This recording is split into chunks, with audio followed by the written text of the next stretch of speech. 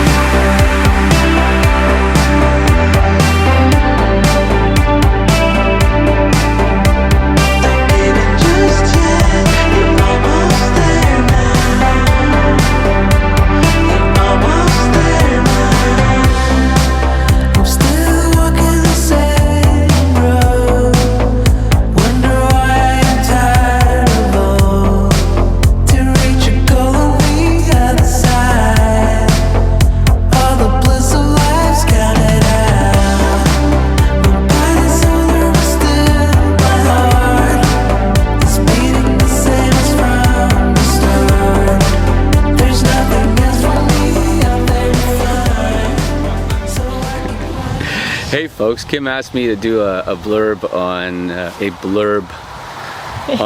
the foundation. So I'm just gonna walk you through what we've done and its basic construction. So there is basically a big basin that we built, right? So flat bottom and sides all made of that rigid foam. And then in the middle of it we created a pyramid of compacted gravel and sand.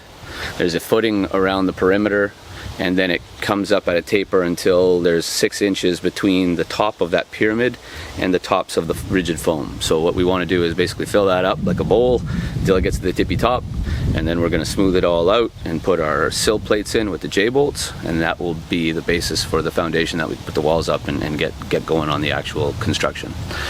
So inside that basin, because we're pouring this large amount of concrete, we have created a ladder kind of shape, just long runs of rebar joined at 18-inch intervals, and then we twist tied them together with wire and used some of the wire mesh that we had left over to create chairs. So sometimes there's these plastic kind of pyramids that you can get to suspend the rebar in. My understanding was they often fail and will fall over in that when the concrete is poured. So we kind of tried a couple different things and settled on bending bits of the mesh into cubes or cubic shapes, and then sitting that in the trench where the footing will be poured, and then sitting the ladder on top of those. So we just bent enough of those to suspend all of the rebar roughly halfway between the bottom of the slab and the top of the slab, right? So it's a 14-inch footing, and we're putting the rebar at around the 7-inch mark. And then the mesh has to be halfway between the top of the slab and the bottom of the slab, but relative to the top of that kind of pyramid of earth that we put in the middle of the basin or the bathtub. So that has to be at 3 inches. So what we did for that is, in the farmhouse we had a whole bunch of busted pieces of the floor. They poured this really crappy 1-inch floor in the basement at some point, and it just absolutely spider cracked everywhere. So I took those chunks out in the wheelbarrow and then broke them into chunks with the smaller chunks with a 4-pound hammer, and then we just stacked them. Kim measured them out at 3-inch intervals, like 3-inch chunks that came together, and we used those as our chairs. So we just sat the mesh on top of all those little piles of rock. So that settles the mesh at the 3-inch mark in between the 6-inch top and the 0-inch bottom. Yes, so one thing I did fail to explain is why we have the rebar in the mesh, and really it's the size of the slab that you pour, and you know, and how much weight it's going to bear. Once you pour a slab of a specific size, and I couldn't tell you know, what the minimum maximum is when you can get away without rebar and pouring a slab or not, but in this case, because of the size of what we're doing and the fact that it's going to be you know, kind of a quasi-residence, we wanted to reinforce the footing because it's 14 inches deep with at least 1 run of rebar. And then the mesh, typically in most modern slabs that I've seen online anyways, whether or not it's code, depending on the size, they almost always have wire mesh running through the slab, even if it's just, plain slab on grade with no footings. That's the purpose behind that. Rebar is just short for reinforcing bar. We're going to have a new buddy from Lafarge, come and pour the cement, the concrete, and he'll help us screed it and smooth it out, and we'll give you some updates on that later.